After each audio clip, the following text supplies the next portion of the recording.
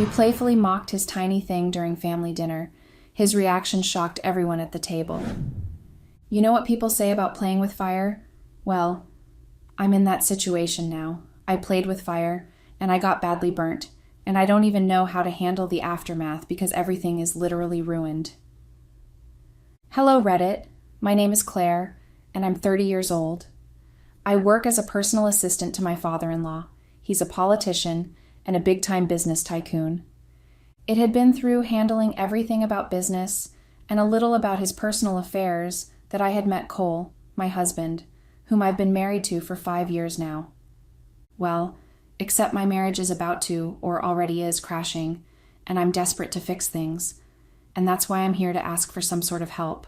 Please note that, for privacy reasons, all the names I'll be using will be fictional. As I wrote before, I've been married for 5 years now, and life has honestly never been any better. Cole is the most wonderful man you could ever ask or pray for, and he had such an amazing family. They are so close, and it's so obvious they love each other. Cole's dad would always say that his wealth didn't come from all the money he made, but from his wife and his 3 kids. They made other families envious of their bond, and it was what attracted me to their family at first. I didn't have that growing up. I mean, I loved growing up. Don't get me wrong. But I was raised by my aunt, who had her own family to tend to. I never knew my parents, and my aunt was always so shady whenever I asked questions about them. She only ever told me once that my parents had me when they were both very young and weren't ready for the responsibility that came with me. So I was literally put in my aunt's care throughout my childhood. My aunt is a very lovely person, believe me, and she was really amazing with me. She made sure I didn't feel like I wasn't part of the family because she would involve me in everything. Even her kids, who were much older than me, treated me like their baby sister and were always protective of me. At first, I never knew it wasn't my aunt who gave birth to me, and I even called her my mom and her husband my dad because they treated me like their own biological kids. But I had found out from my grandmother about my biological parents, so I just withdrew from them. My aunt tried so hard to make me feel like I was part of the family, but I never just wanted to feel that way. I started to even hate my aunt and her family because I started to believe that they were just pretending to like me. Although they never gave me reasons to think so, I just felt that way for some reason. I left home the first chance I got, and that was after high school. I got into university, and I made sure I had chosen a place very far from home so they couldn't visit as much as they would like. Though my uncle paid for my university fee, and he never stopped sending me an allowance until he found out I got a job, I never once visited home after I left. I wanted to put them behind me like a dirty little secret. I didn't want them involved in my life forever, and to keep feeling they had to pretend to love me. Until now that I write, I haven't, not once, been in contact with my family since I left home, and that was years ago. So yes, my husband, Cole, and I met when I started working for his father, and since we married, I've been treated like one in the family. Even though I still felt that they were pretending with me and only accepted me because of Cole. But now, whether or not they were pretending to love me, it's very obvious they hate me, and they're not afraid to show it because I did the most painful thing to their son and brother. Cole has reacted really badly to a bad joke that has now caused me my marriage and my entire existence. It had not been me alone, it had been all of us teasing him, but clearly, Cole had been angry before. No, let me rephrase that. He had been angry with me prior to dinner, and he had reacted in the most awful way possible. We playfully mocked his tiny thing during family dinner. His reaction shocked everyone at the table when he got up, almost knocking over his wine glass, which still had some wine in it, and had blatantly asked me right there, in front of his whole family, if it was because of his tiny thing that I thought it right to cheat on him. I had been so shocked that he even found out about it that I had stammered instead of outrightly denying the accusation. But then again, the strong look of determination and anger mixed with pain that he had in his eyes stopped me from even trying to defend myself. He knew. He wasn't contemplating or guessing whether it was true or not. He knew I was cheating on him, and he decided to reveal it right there in front of his family. He had even named the person I was cheating on, and his family didn't have to see any evidence before they believed him. They had angrily just thrown me out of their home and their lives. I've tried so hard, everything I can do, to apologize and beg Cole to take me back, but he made it absolutely clear that he wants nothing to do with me. That's why this is my last desperate attempt, and I hope you guys will realize just how desperate I am and actually help me. The whole thing about the affair had been true. But hold on before you judge me. Let me explain exactly what happened. Way before I met Cole, I had this guy that I dated right through university. His name is Sam. Sam was not a student at the time. He worked with a professor that taught us, and that was how I got to meet him. Sam was very brilliant, and I admired him when he talked about anything because of how much insight he had on things. We started dating a month after knowing each other, and because of school policies, we couldn't exactly be seen together, so I wouldn't be termed someone sleeping with a professor's assistant for marks, particularly because Sam was working under the professor who taught us. So we hid our relationship, and even my friends didn't know about my relationship with Sam until I broke things off with him. Because of how in love with Sam I was blinded to see what was obvious, and because I didn't particularly have anyone to seek relationship advice from, I overruled his misbehavior as just normal. Sam only ever talked to me like twice or thrice a week, and he only spoke to me when necessary. Within a month of actually being together, Sam had introduced me to his family as his girlfriend, so I thought we were really serious and happy. But Sam never had my time. He preferred to spend his time reading a book or being on his phone than actually talking to me. When I tried to do something romantic for us, he would just dismiss it and never appreciated my efforts. He only treated me right in front of his family whenever we went visiting. He would look at me like a man in love, hold my hand, and smile at me, and he would even kiss me in front of his family. So I started to like visiting his family because it meant I could at least have Sam's attention to myself. Until eventually Sam stopped our regular visits to his family, and he would lie and come up with different excuses using me whenever his family asked that we come around. He would either say I had the flu or I had some assignment with a deadline or something else to do. I'm sure his family started to feel like I wanted to separate them from him because his mother stopped calling me, and when I did call her, she would speak to me like some stranger she just met.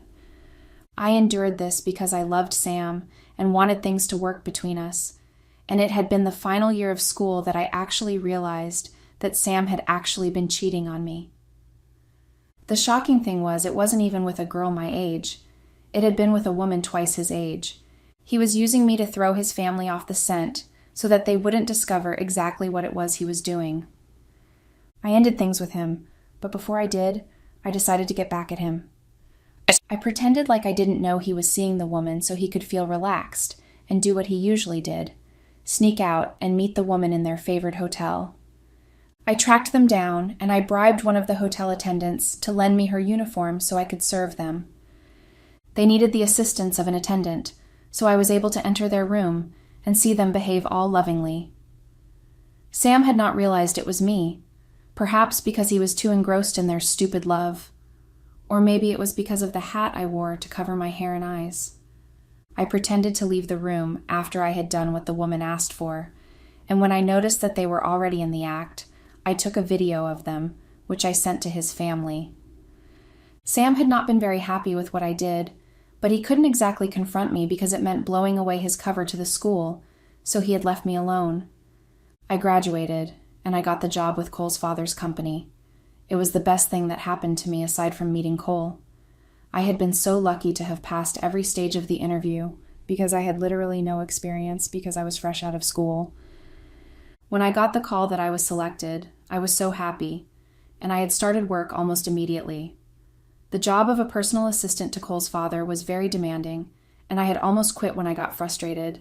The job was actually interesting and challenging because having to plan his already packed up schedule each day, traveling almost all the time, and having to be ahead of every problem with a solution at hand was quite intriguing, and I loved it. But so also was the tiredness and the impromptu traveling for meetings all over as the disadvantage of it all. And then there was the involvement with his personal life, like delivering flowers and gifts to the women in his world.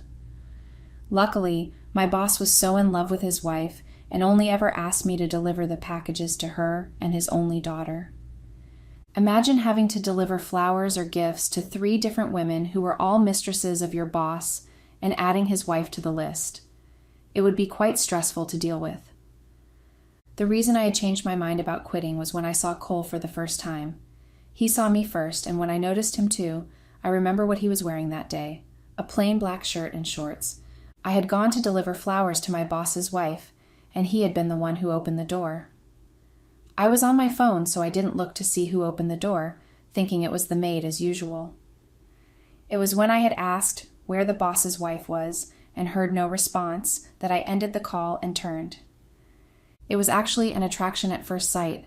I was very much attracted to Cole just after seeing him, and I certainly made no effort to hide how I felt about him. We barely spoke that day except to exchange greetings, and before we could even speak further, his mom had come down excited about her flowers, and then I was already being called back to the office, so we didn't get any chance again to talk. But Cole had showed up at his father's company the next day, surprising both his father and me. He said he just wanted to say hi to his father, but soon enough, after his dad got busy, Cole had come to me, and we finally talked to an extent. He got my number and promised to text me. I was so excited and happy. He texted me that evening when I got home. I just relaxed and sipped my drink while we texted back and forth until midnight, talking about literally everything. I was shocked I could chat that much, especially with a stranger, but I had, and I loved it. That was how Cole and I started texting and calling, and sometimes he'd occasionally show up at his father's company just to see me. We started dating a few weeks after knowing each other, but it was mostly behind his family's back. Not because Cole wanted to hide me or was ashamed of me, but because I was scared of being rejected by his family or the last situation I ended up with my ex.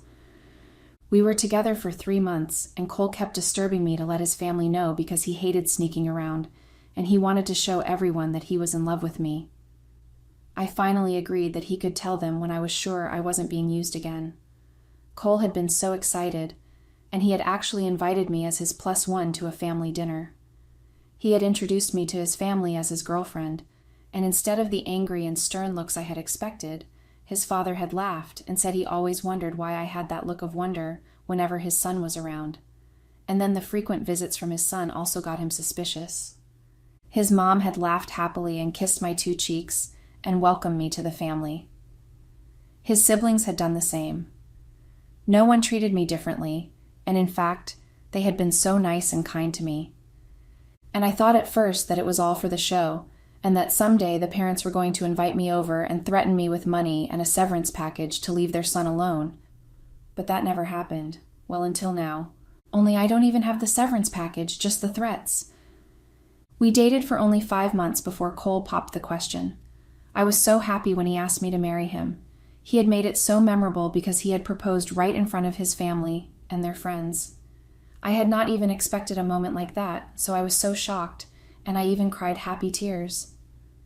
The proposal was beautiful, but our wedding was even more amazing and beautiful. It had been a very small gathering with most people from Cole's side. I only had a few friends, so I invited them for the wedding. My family got the invite but didn't show up. I guess they were angry I cut them off over the years, but I wasn't even freaked by it because I had prayed they wouldn't show up. I guess it was painful to them that the only first real contact I made after so long was emailing them a wedding invite, not even going to visit them and drop it off for them. I gave myself away on my wedding day. I walked down the aisle alone, and for a moment I regretted not sorting things out with my family, but then again I shrugged it off. Cole's family hadn't minded that my family hadn't shown up for my wedding. Well, because I told them some truth and added bits of lies here and there. Soon after our wedding, we moved into a big house as a wedding gift from Cole's father and a car also for me to move around with. I still continued my job as a personal assistant. In fact, I insisted on still working for my father-in-law because of how much I hated sitting at home and doing almost nothing and then nearly everything. Like Cole's mom, she's a housewife, and she's quite pleased to remain at home and cook her husband's meals instead of working. I wanted to continue working because it had loads of benefits, and because Cole's father was hesitant to let me go because I was very good at my job. But he did employ another assistant to help me out, so the workload would reduce, and I could get to spend time with my husband as much as I wanted to. Our first 3 years of marriage were very peaceful, and we loved each other and always spent time together. We were the envy of our friends. They were always saying they wanted a love like ours because of how much Cole and I had grown to like each other. The problem started happening in our 4th year when Cole started talking about starting a family. I knew if I started to get pregnant, I wouldn't get the chance to work because if it was up to Cole's mom, I wouldn't even be working at all. If I got pregnant, she would definitely insist I stop working so I could take care of the baby, and I didn't want that to happen. So I kept refusing every one of Cole's attempts at any family talks. His mother made the situation worse by talking about how she wanted grandbabies every time we visited her. Although she didn't exactly nag me and tried to force me to get pregnant, she just kept talking about it. Soon, I started giving Cole attitude because of the same issues.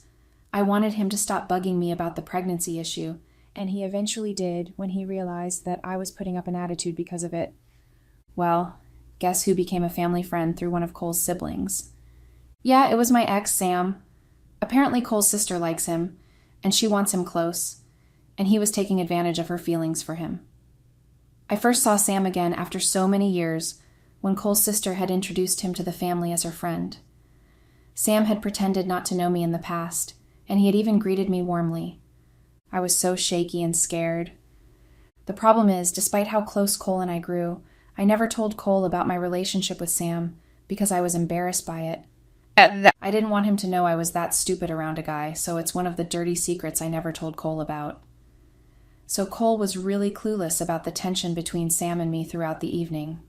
He even engaged in different conversations with him, and he was intrigued by Sam's knowledge and wouldn't stop speaking about it when we got home. I pretended not to be bothered by his presence, which was hard enough, but Cole talking about him nonstop was the height of it all. So I snapped at him, pretending to be tired and that he was disturbing my rest. Cole had apologized that night, and he hugged me to bed, but this time without any other words. I knew Cole got Sam's number that day, so I got it off his phone and then deleted it because I didn't want Cole having any contact with him. I called Sam and invited him out for lunch. Sam and I met up, and he had told me that he didn't know that I was married into that family, and that he was not going to reveal anything about us knowing each other to anyone. He apparently only wanted to exploit the poor girl for money and then leave when he wanted to. I couldn't exactly say anything to Cole's sister so that Sam wouldn't just expose me to the family, so I had kept mute about his plans to the family, especially Cole. I was only relieved he had no intention of exposing me to the family. It was months after the whole thing with Sam that I met James. In fact, 2 months after my meeting with Sam, Cole's sister found out he was cheating on her through a very coded resource, and she had ended things with him. Not that they were exactly dating, but you get the gist. So after I was finally relieved that I had nothing to worry about with Sam, I moved on with my life. As I wrote before, I met James. James was actually a family friend and apparently my husband's best friend years ago, before he just suddenly decided to move out of the country and far away where no one could reach him. He literally cut everyone off, and Cole had been hurt, and after trying for some years to reach him with no feedback, had given up. So he had just suddenly showed up at our doorstep asking to see Cole. Luckily, Cole had been home, and he had been so happy to see him. They hugged and laughed, and then, when they settled in, shared some past memories with me. I eventually left them and retired to bed, and Cole had joined me later. He asked me if his friend could stay over at our place for a while because he apparently lost everything in a cruel divorce. I had agreed to it because I didn't mind it, but maybe I shouldn't have. Because Cole's father decided to go on a month-long cruise holiday with his wife, and he had insisted that I take that 1 month as my leave, so I had no choice but to obey, and that meant I was at home all day long with nothing to do. I was bored, and so I started having conversations with James whenever Cole wasn't home. James wasn't half as intellectually sound as Cole or even Sam, and so our conversation just fleeted around nothing really. Well, most times he just flirted with me outrageously, and I enjoyed it shamefully, and things led to things, and before I knew it, James and I started having an affair. Well, before it all started, I guess I did encourage it by giving him attention, and the first time he attempted to kiss me, I had not shied away or angrily slapped him and reminded him of the evident fact that I was still married and he was in my marital home. I had not done all of that. I just let him kiss me, and I had just laughed, and then left the room before things escalated beyond what was necessary. The first time we had sex, had been more like a subconscious action. I didn't even know it was happening. I did know I wasn't drunk or anything like that. I just found myself under him naked. And at first I thought it was going to be a one-time thing, but it occurred more times than I could count. I even told him that it couldn't happen again, but apparently James had not taken my words seriously because I was easily seduced the second time, the third time, and many other times. How I was able to lie and keep it away from Cole is what I do not know, because several times while we made out, Cole could walk in, and I would just make up some lies for our compromising positions, and because Cole trusted and loved me so much, he believed me. Even when I resumed back to work, we still continued, only this time, not as frequently as before. But I still made time to make out with James. The funny thing, now that I think about it, James wasn't all that in bed. He didn't exactly know how to please me, but for some reason, I just couldn't stop cheating on Cole. Don't get me wrong, I love Cole very much, in fact, and I never had any feelings for James, but I just couldn't stop. I just found myself falling into it repeatedly with James, and he didn't help matters by always trying to seduce me each time. Cole must have started suspecting me the day he saw me coming out of James's room in the wee hours of the day. That night before that morning, Cole had come back from work very exhausted, and I was feeling rather horny.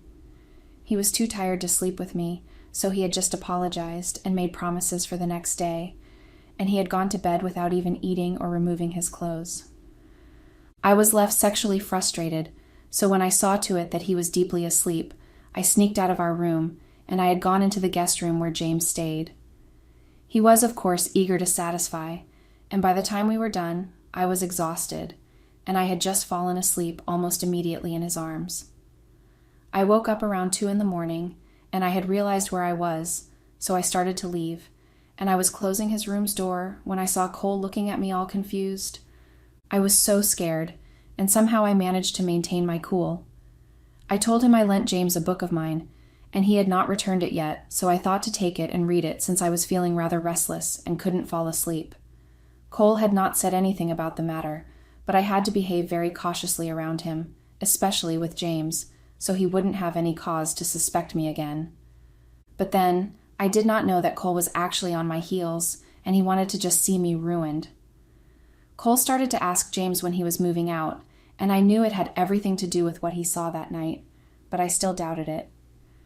I convinced James to move out so I could earn my husband's trust back, and he had under the promise that we would meet as often as possible. So even after he moved, I still found a way of meeting with him. I thought if James moved, then Cole would stop suspecting me, and he did stop, but he became more quiet and reserved.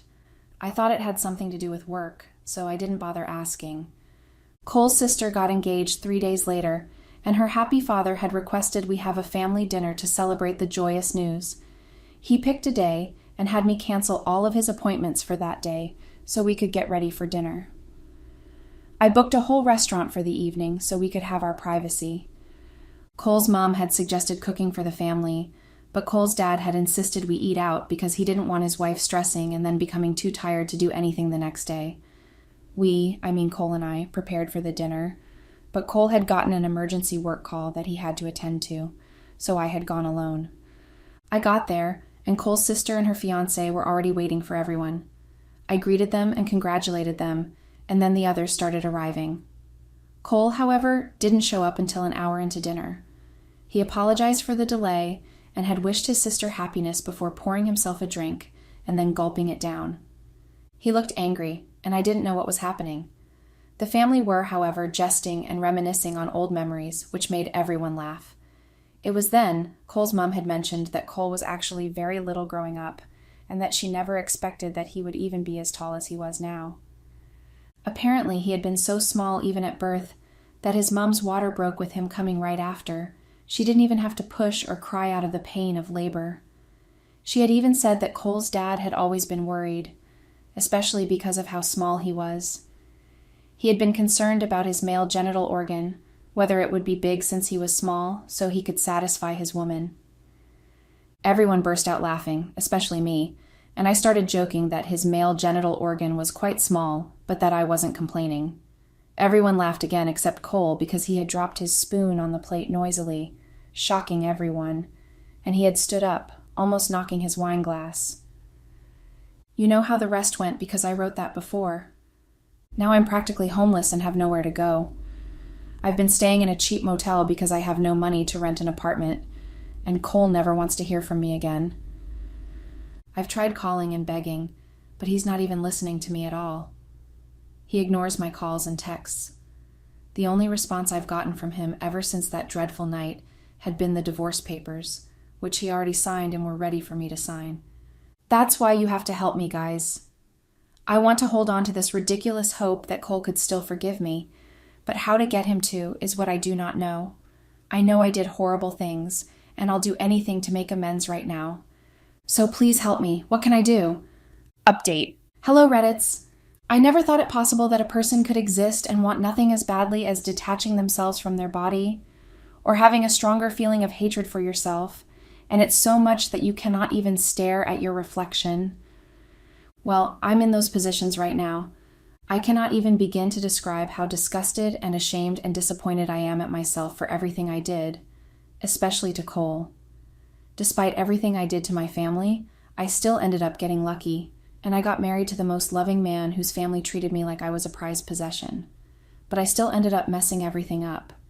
It's so sad it isn't the old days now. Perhaps a stoned-to-death judgment passed out on adulterers would be a better thing to go through than what my life is right now. I've never felt so empty in my entire life. I feel so empty, but yet the emptiness hurts so badly. My heart breaks into a million pieces each day and rearranges itself again, only to do the same thing over and over again. And I could have avoided all these pains. I could have avoided all of these tortures. It is me to blame.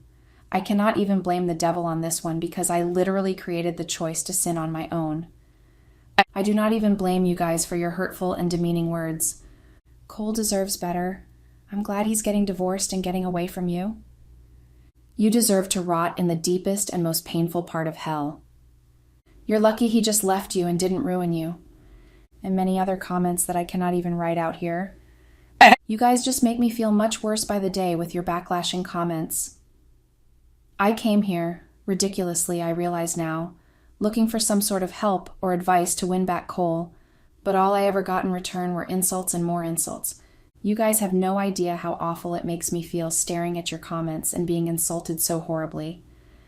And the funniest thing is that it doesn't even hurt as much as losing Cole does. Now loneliness and pain are a result of my actions. They are consequences of my sin. I regret everything I did so badly. I wish I had not been so selfish and self-absorbed to the point of destruction. I should never have even welcomed the idea of having an affair with James, not to talk of enacting it and doing it so severally, hoping to get away with it each time. Well, there's no getting away with this one now. I'm stuck with my nemesis, and the cause of my nemesis forever, perhaps. The future feels promising in the opposite way. It feels like it's promising a lot of pain and heartache, and I'm honestly not looking forward to the rest of my life. To be honest, I'm not even looking forward to tomorrow. Not because I'm dying, but because the pain just never goes away. It hurts more and more, the last one less painful than the next. Update. Hello, Reddits. It's me again, and I promise this is my very last post here. Your comments aren't exactly encouraging to make me post again. But then again, this is the only place I get to express myself as everyone in my life has shut me out completely, and no one wants anything to do with me anymore. I mean, why would they? I did cause all of this on my own, and I sure cannot escape the consequences.